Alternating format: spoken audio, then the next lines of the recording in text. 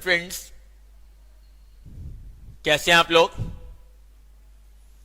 बढ़िया sir. Last chapter कर लिया complete?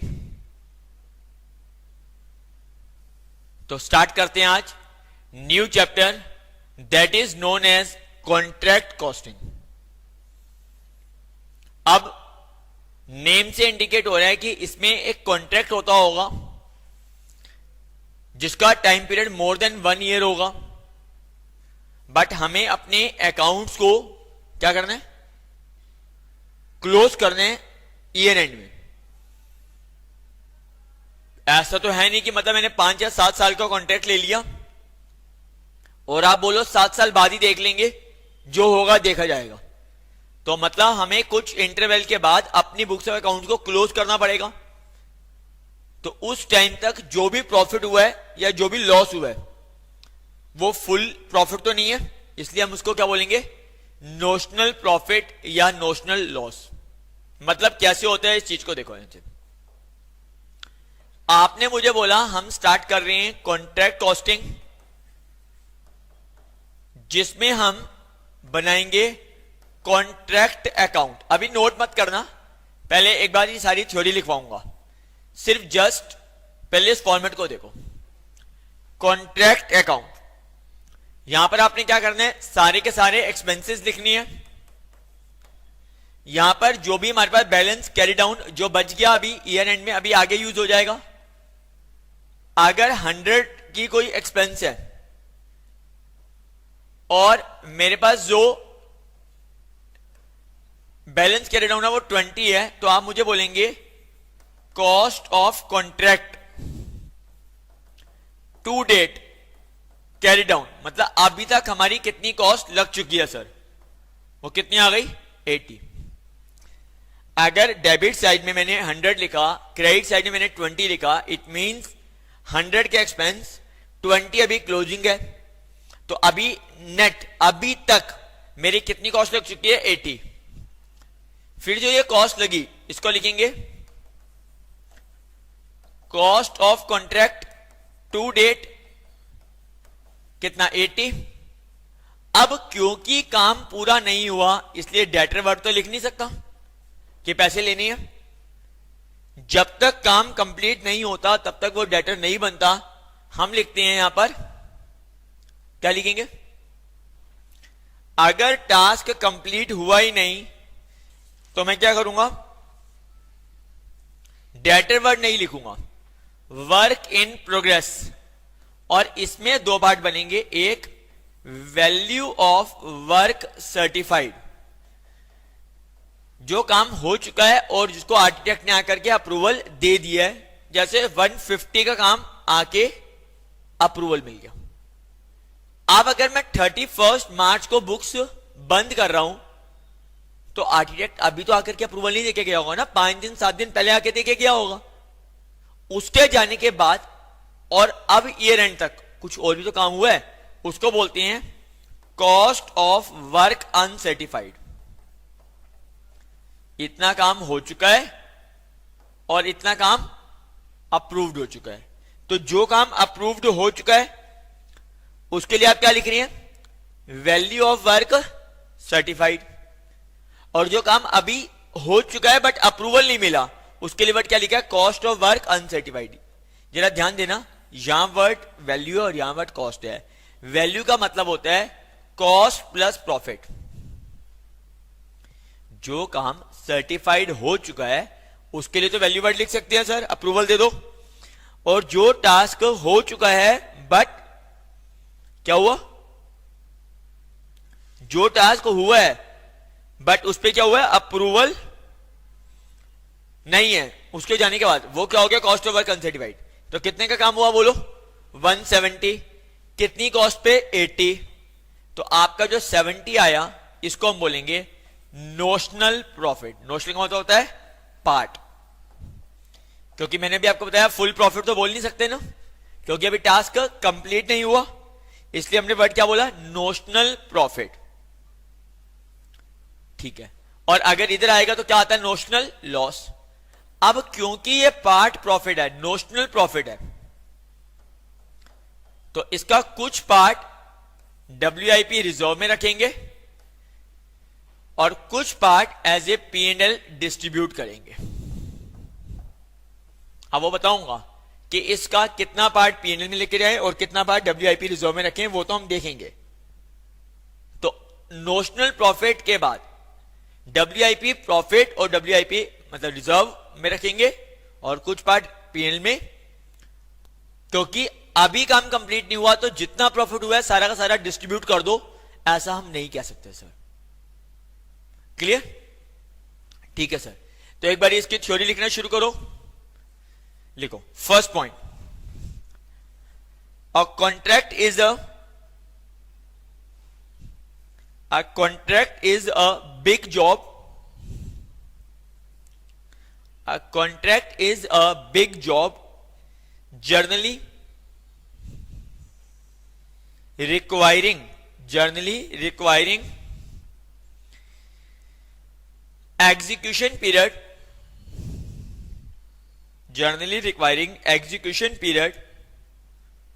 of more than 1 year. Execution period of more than 1 year. 1 साल से ज्यादा का टाइम पीरियड होता है उसमें। Full stop. However, the books of accounts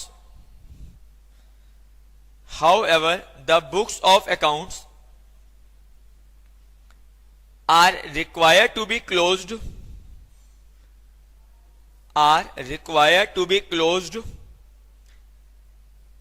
at the end of each accounting year. Books of accounts are required to be closed at the end of each accounting year, irrespective of percentage of completion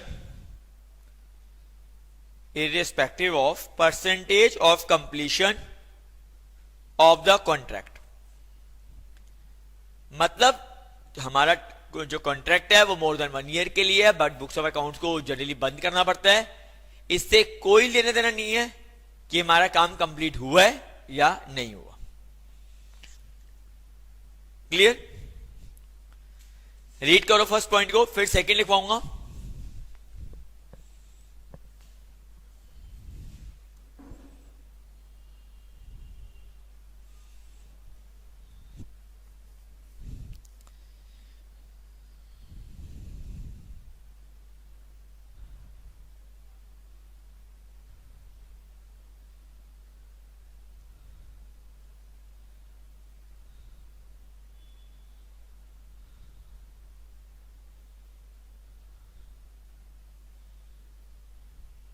ठीक है sir. Second,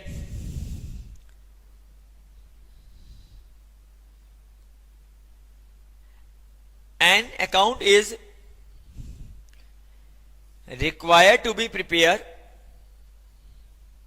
An account is required to be prepared for each contract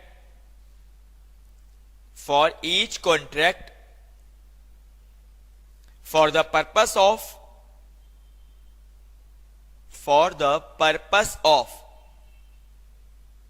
ascertaining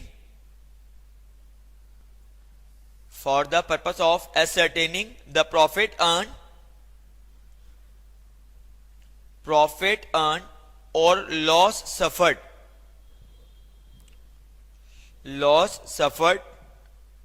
from the contract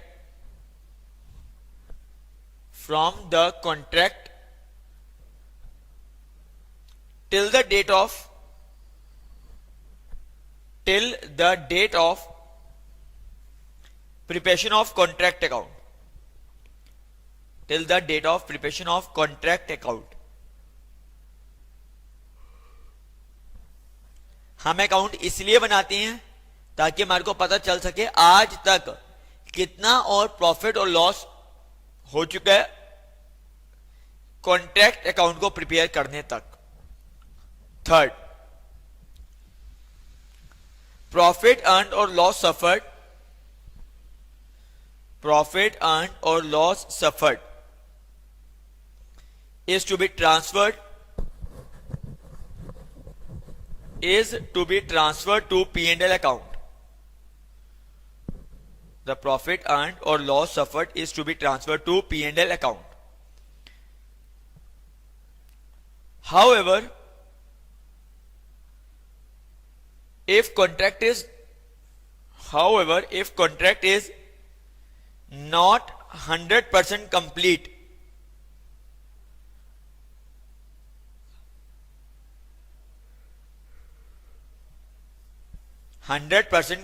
comma, it is not prudent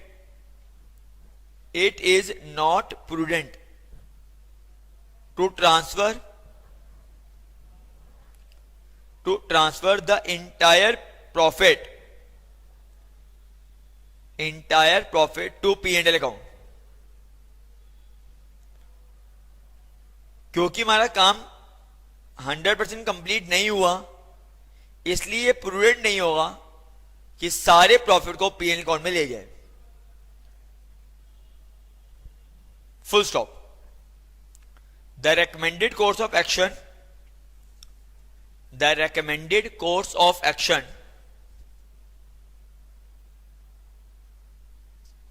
is to transfer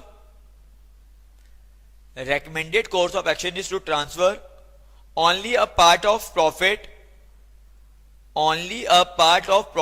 to P&L account.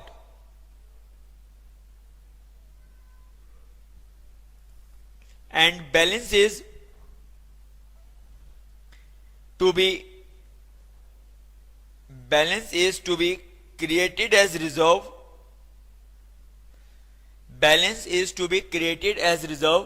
Against WIP. इसीलिए आप सारे part को profit में ना लेके कुछ part को P&L में लेके जाएंगे, बाकी को एज ए रिजर्व बनाएंगे WIP में.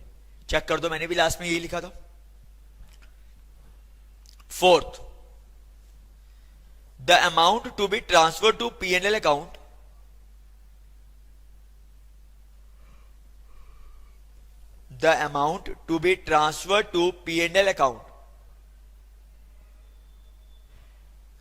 is to be decided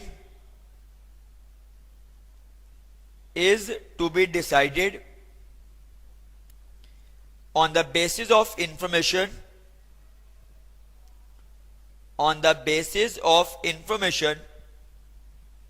given in question.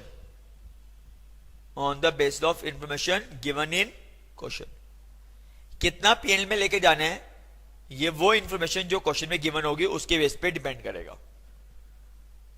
Full stop. However, if question is silent,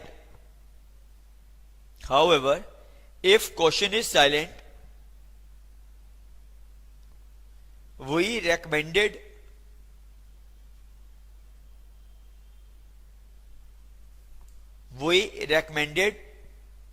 the following basis.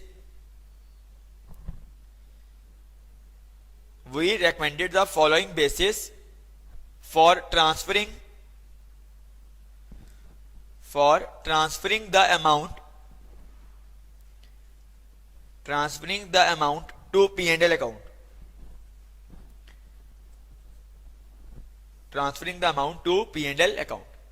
अगर क्वेश्चन कुछ बोलेगा तो हम उसकी बात मानेंगे, और अगर क्वेश्चन साइलेंट होगा तो फिर क्या करेंगे. अब जो मैं आपको रिकमेंडेशन बता रहा हूं आप उसको फॉलो करेंगे. अब सर आप क्या बता रहे हो, तो देखो क्या बोल रहा हूं. Percentage of completion of contract कितने परसेंट कंप्लीट हो चुका है पहले तो ये बताओ.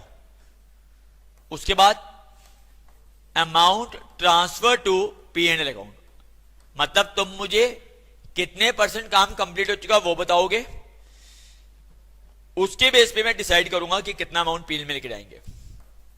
अगर आपका कॉन्ट्रैक्ट लेस देन 25% कंप्लीट है तो वो कहते हैं अभी तो सिर्फ 25% भी कंप्लीट नहीं हुआ तो आप P&L में कुछ नहीं लेके जाएंगे. सेकेंड केस 25% और मोर बट लेस देन 50%। अगर 25% और उससे ज्यादा काम हो चुका है बट 50 से कम है, तो आप लेके जाएंगे 1/3 of notional profit into cash received upon work certified. मैं एक बार दोबारा बोल रहा हूं, अगर तो आपका 25% से कम हुआ है फिर तो मत लेके जाओ, क्योंकि तो काम से 25% भी नहीं हुआ। और अगर आपका काम 25% और उससे ज्यादा हो चुका है बट 50% कम है, तो आप क्या करेंगे, 1/3 of notional profit into cash received upon work certified use करेंगे। अब 50% और more but not nearly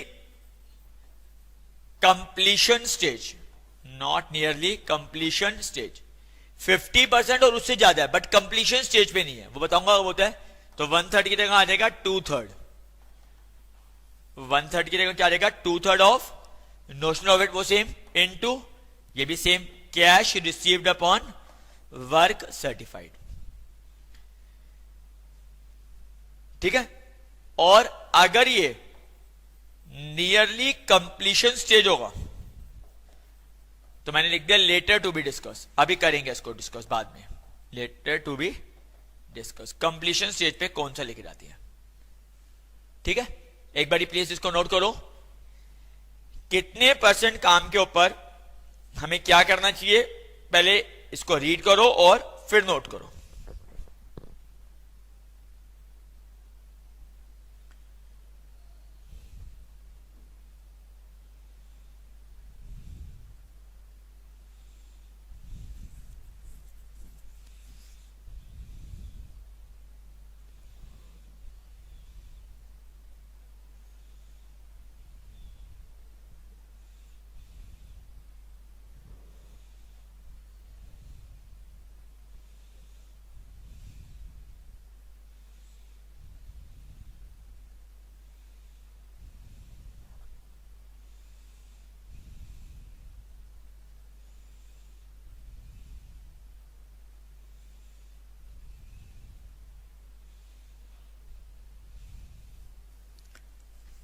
clear.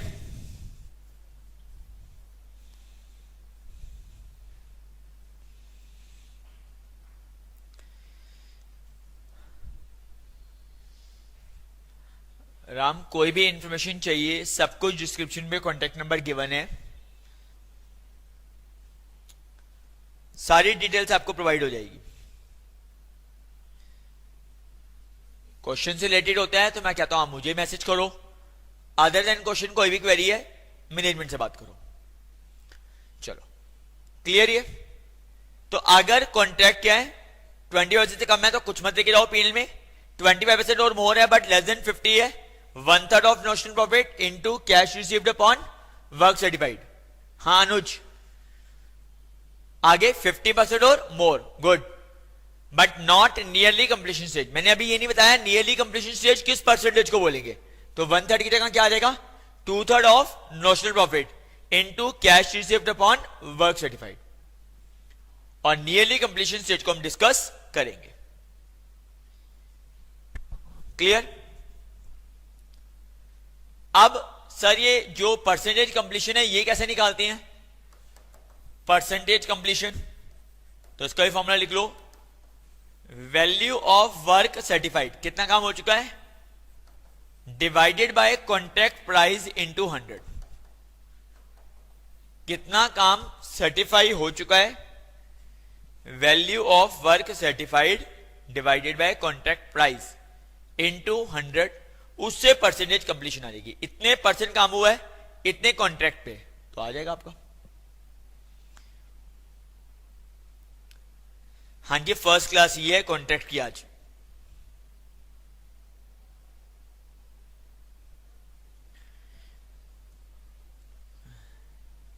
ठीक है, कोई दिक्कत नहीं। अब सर वो फॉर्मेट नोट कर लो, अब जो ये बताया था आपको ये वाला फॉर्मेट नोट करो जल्दी से, फिर क्वेश्चन स्टार्ट करेंगे।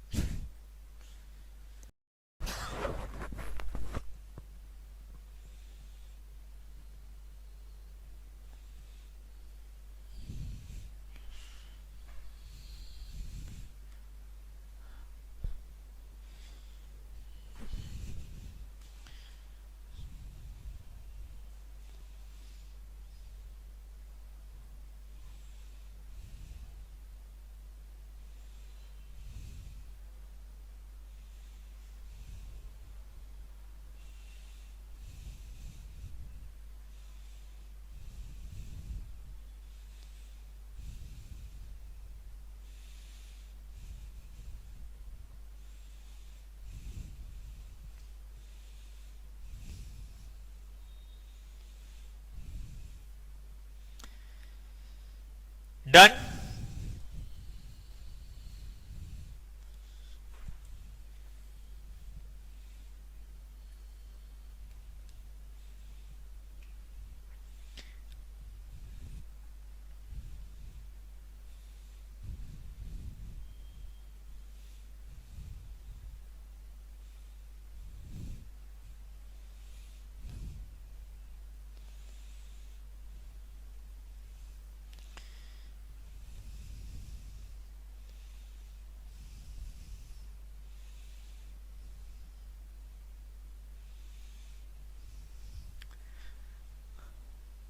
डन।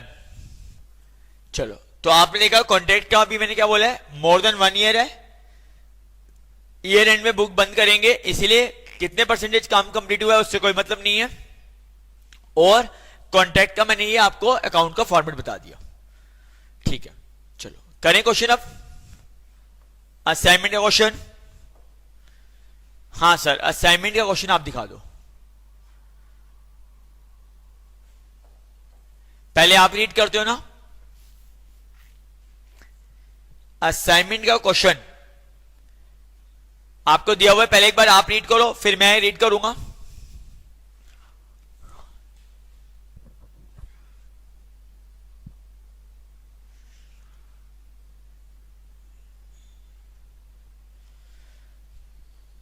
पहले आप रीड करो।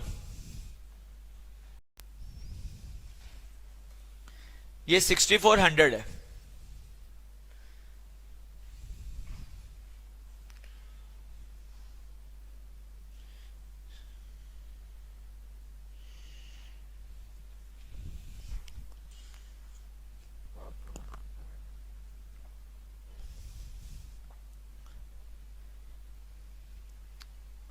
ठीक है सर।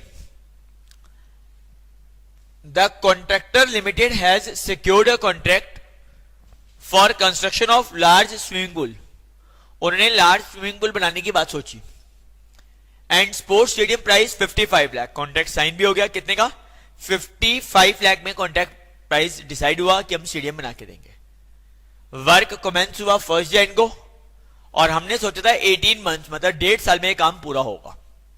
ठीक है, 1 जनवरी को काम शुरू हुआ, 18 मंथ का टाइम पीरियड है, बट 6 महीने बाद ही हमारे को पता लगा कि 6 महीने के अंदर ये एक्सपेंस हो गए हैं।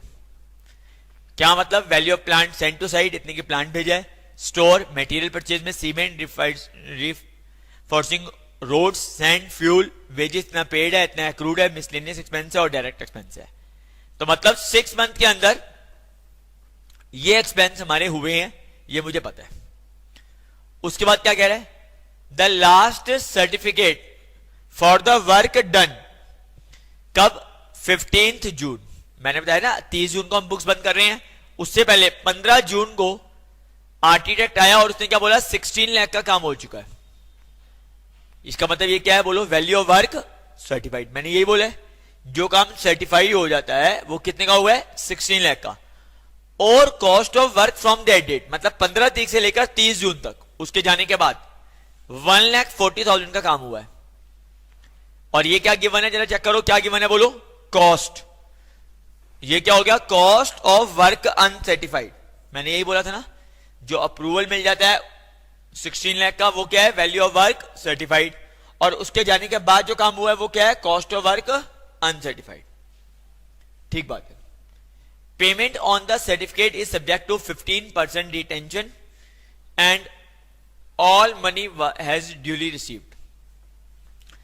15% पेमेंट रोक लेंगे, जब तक काम पूरा नहीं हुआ पूरी पेमेंट तो करते नहीं। इसका मतलब जो काम हुआ है उसका 85% की पेमेंट होगी, 15% रोक के चलना। और 30 जून को जब हमने बुक्स बंद करी, मेरे पास प्लांट है इतने की, मटेरियल इतने का, closing. You are required to prepare the contract account. आपको कॉन्ट्रैक्ट अकाउंट बनाना है। Show a part of your answer, कितना अमाउंट P&L में लेके जाएं वो ये आपसे पूछ रहे हैं, जो आपको जस्टिफाई लगे। और लास्ट में बैलेंस शीट भी ड्रॉ करके देनी है जितनी पॉसिबल हो। ठीक है, मैंने क्वेश्चन को रीड कर दिया, एक बार आप भी रीड करो दोबारा।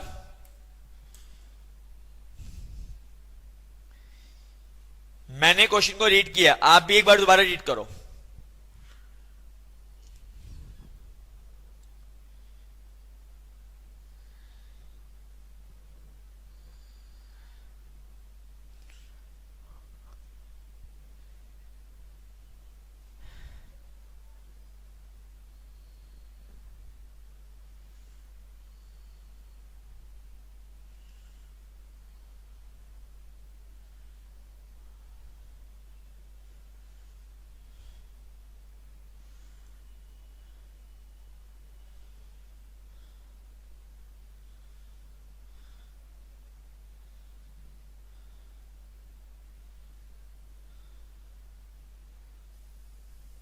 चलें करें प्रेजेंट।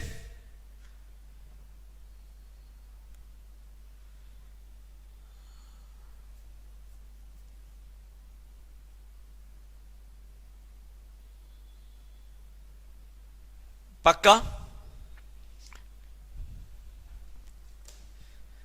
हाँ जी सर। चलो आंसर नंबर 1,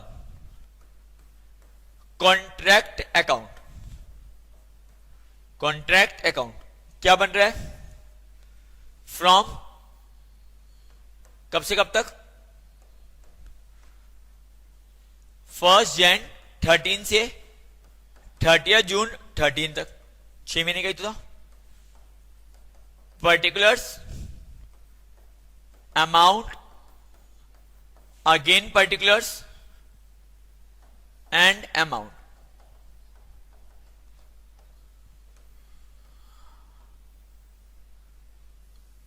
ठीक है, चलो फॉर्मेट बनाओ।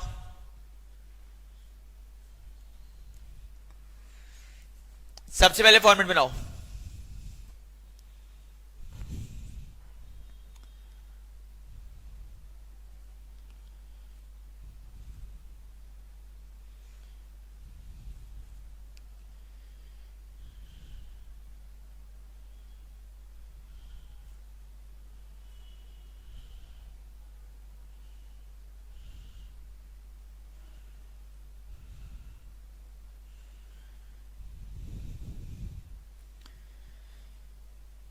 बन गया? हाँ जी सर। तो अब लिखो, एक्सपेंस लिखने शुरू करो। सबसे पहले मुझे प्लांट सेंट टू साइट, कितने का प्लांट दिया? 25 लाख का, सारे expense debit. Stores sent from depot, stores दिए थे वो 6400 साइट पे, डिपो टू साइट।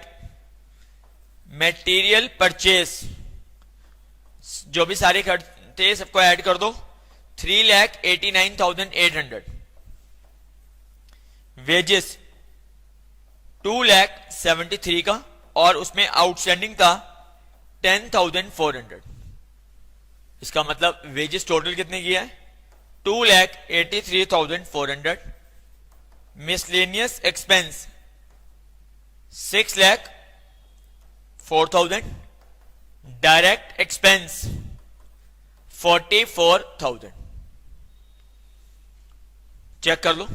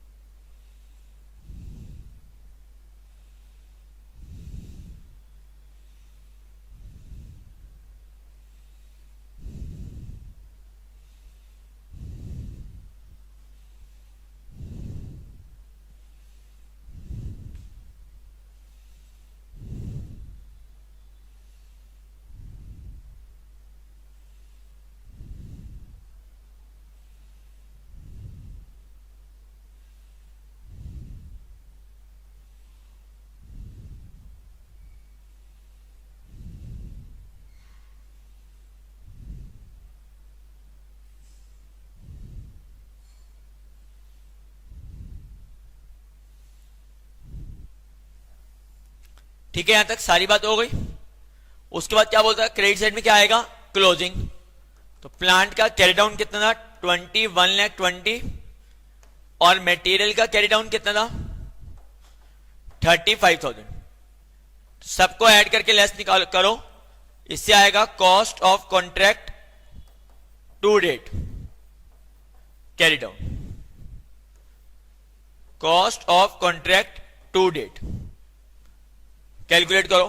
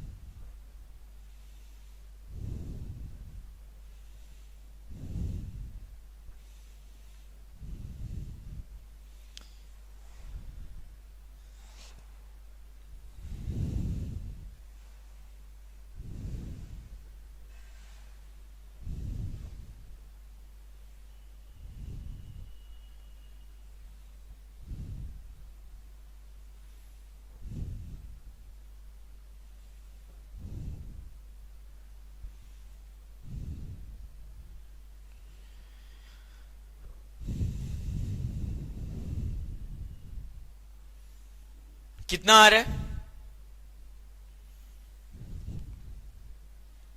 कितना आ रहा है, 16,72,600, 16,72,600 सबका आ रही है। हाँ जी सर, तो ये मैंने क्या कहा था, यहां आ जाएगा cost of contract to date brought down 16,72,600।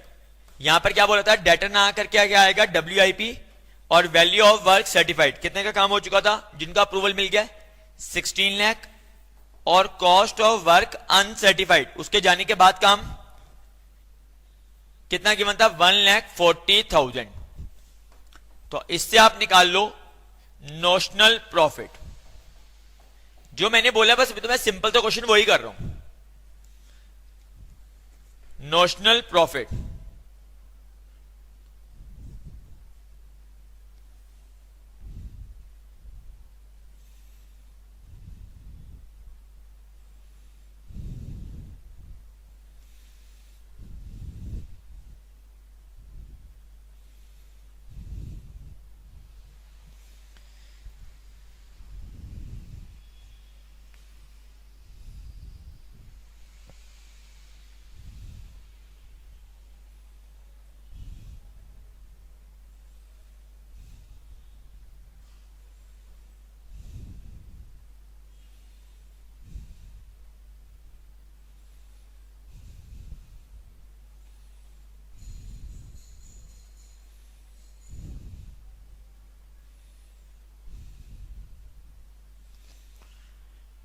आप बताओ कितना आ रहा है नोशनल प्रॉफिट, 67,400, 67,400। अगर ये नोशनल प्रॉफिट आ गया तो मैंने कहा था उसका कुछ पार्ट P&L में जाएगा और कुछ पार्ट रिजर्व में जाएगा। P&L में कितना जाएगा, इसके लिए वर्किंग नोट बनाएंगे, बाकी को WIP रिजर्व में रखेंगे। चेक करो,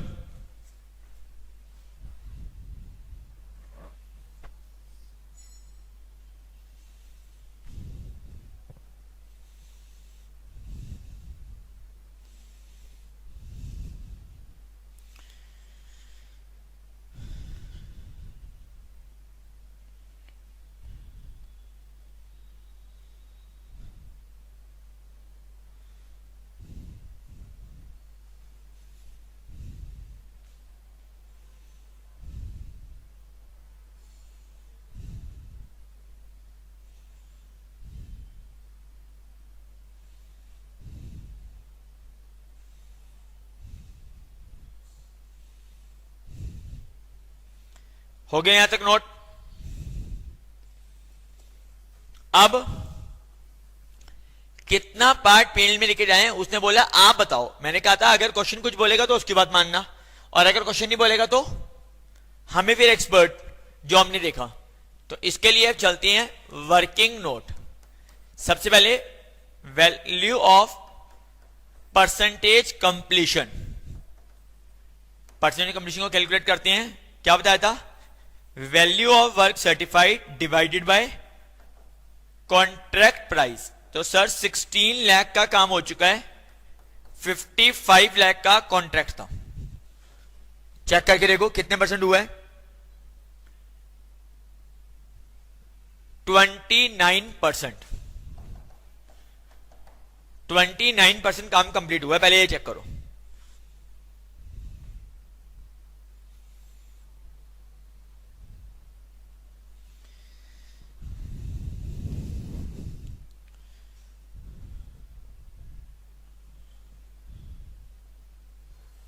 ध्यान से नोट करेंगे।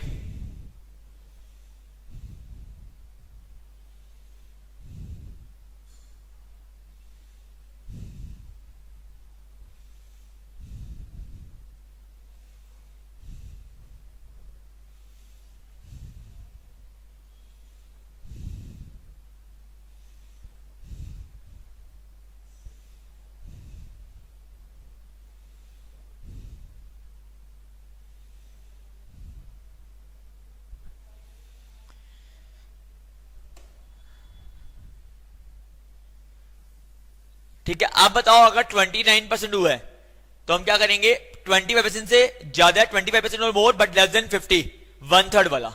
तो आपने मुझे क्या बोला, amount transfer to P&L account, कौन सा फॉर्मूला आएगा, 1/3 of notional profit into cash received upon work certified. तो 1/3 ऑफ नोशनल प्रॉफिट कितना आ रहा है, बताओ नोशनल प्रॉफिट कितना आ रहा है, 67,400, कैश 85% मिलेगी, 15% तो रिटेन होगा ना। तो आप चेक करके देखो कितना आ रहा है, 19097। इससे आ गया आपका कितना अमाउंट P&L में लेके जाएं, वो कैलकुलेट हो गया।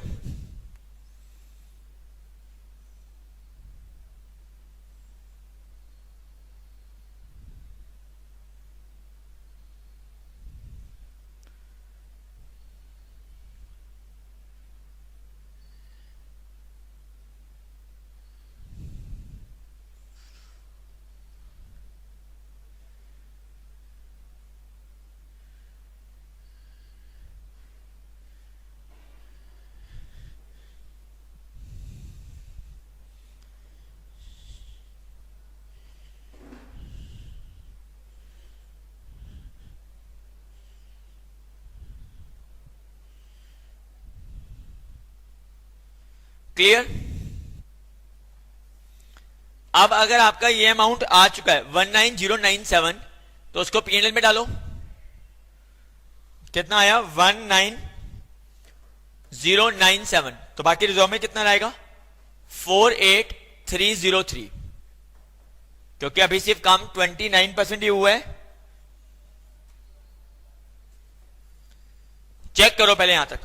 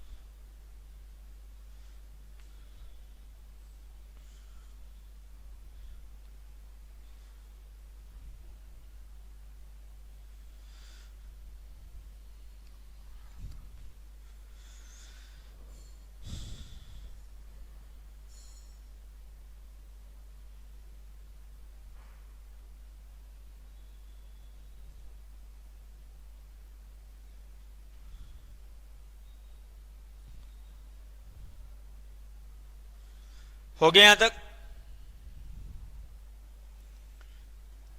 अब कोई डाउट नहीं यहां तक, पक्का।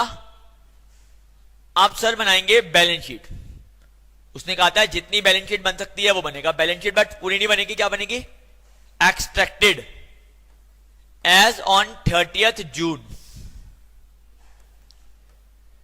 As on 30th June, liability और असेट्स। क्लियर। अब एक तो वेजेस का आउटस्टैंडिंग है सर 10,400, और हमने P&L में जो लिखा रिजर्व 19097, वेजेस आउटस्टैंडिंग, और P&L का जो अमाउंट था वो भी लिख दिया। उसके बाद प्लांट जो आपकी क्लोजिंग थी 21,20,000, और मटेरियल का भी क्लोजिंग था 35,000। अब काम कंप्लीट नहीं हुआ, डेटर नहीं लिखूंगा, WIP लिखूंगा।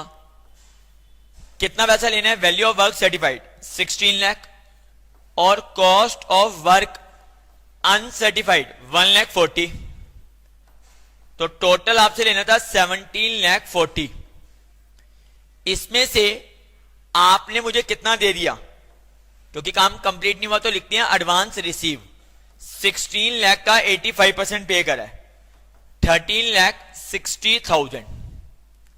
चेक करो, 16 लाख का काम हुआ जो सर्टिफाइड हुआ है, 1,40,000 का काम हुआ है जो अनसर्टिफाइड है। टोटल कितना 17,40,000।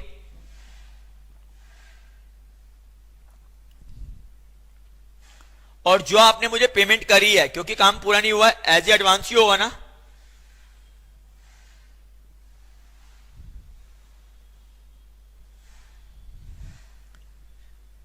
कितना आ गया 13,60,000। अब इसमें से कितना रह गया 3,80,000 और रिजर्व मेरे पास पड़ा हुआ है 48,303, तो 331,697,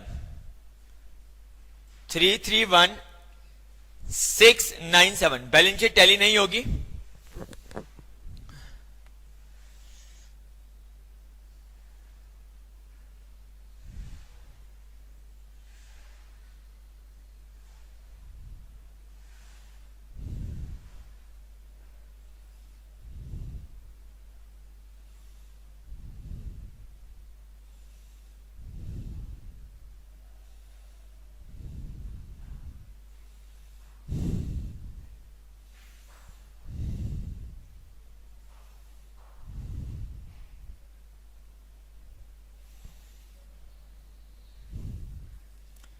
क्लियर। तो अभी जो क्वेश्चन था उसने हमें क्या बोला, सिर्फ और सिर्फ कॉन्ट्रैक्ट अकाउंट बनाने के लिए बोला, और कहता है बैलेंस शीट में जितनी आइटम पुट हो सकती हैं उतनी आइटम को पुट कर दो, तो हमने उतनी आइटम को पुट कर दी है। पक्का, कोई डाउट? तो ठीक है, अभी मैंने ज्यादा क्वेश्चन नहीं करवाया, सिर्फ कंसेप्ट बनाया और एक ही क्वेश्चन करवाया है। पहले आप एक बार इसको रिवाइज करो, फिर मैं आगे बढ़ूंगा। कोई भी डाउट आता है मुझे मैसेज कर सकते हो। अदर क्वेरीज के लिए मैनेजमेंट अवेलेबल है। Thank you please.